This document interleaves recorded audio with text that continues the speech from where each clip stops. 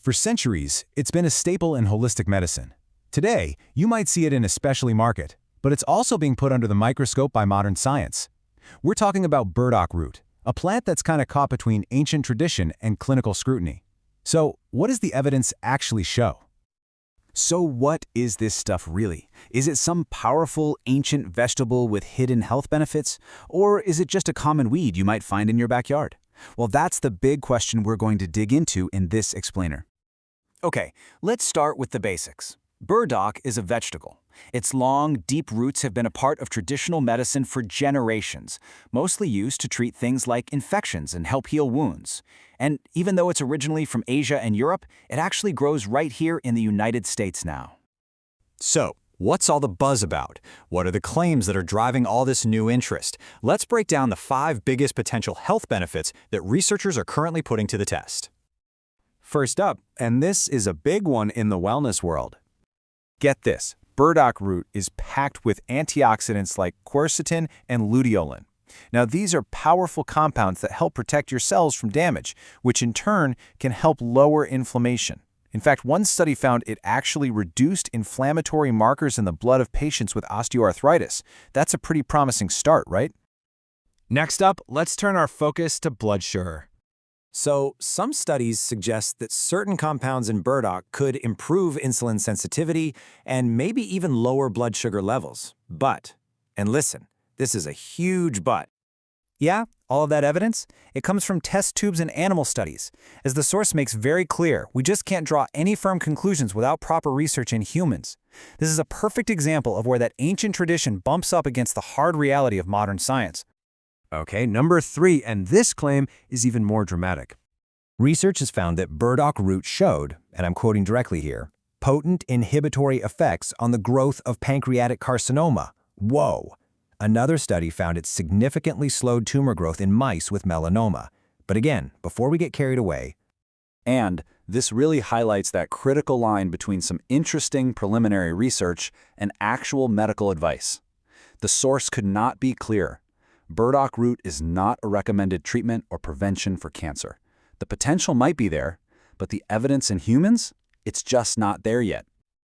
All right, let's have a look at number 4.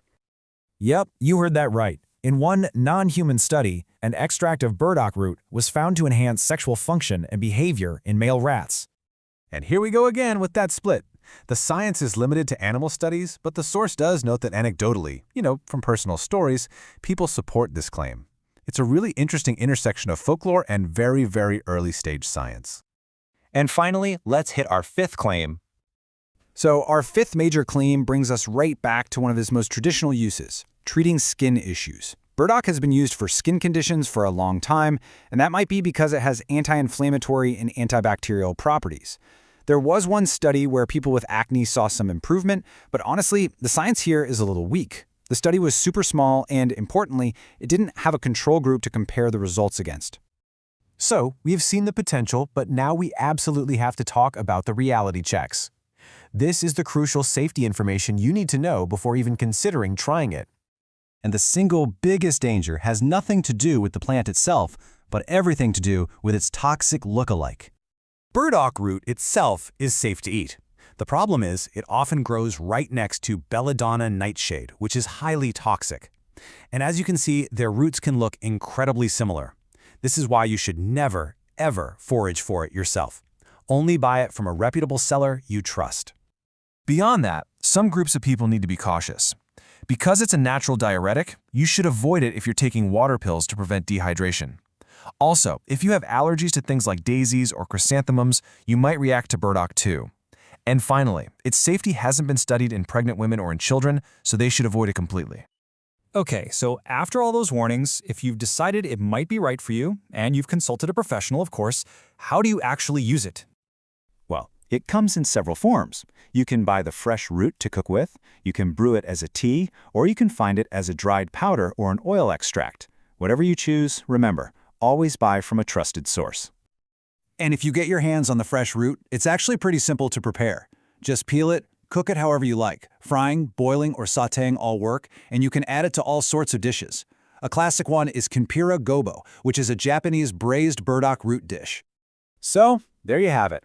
a root steeped in tradition with promising, but let's be honest, unproven scientific potential, along with some very real risks. It's a perfect case study of that gap between what we hope an ancient remedy can do and what modern science can actually prove. So, after weighing the folklore against the facts, you have to ask yourself, is this ancient root a fit for your wellness journey?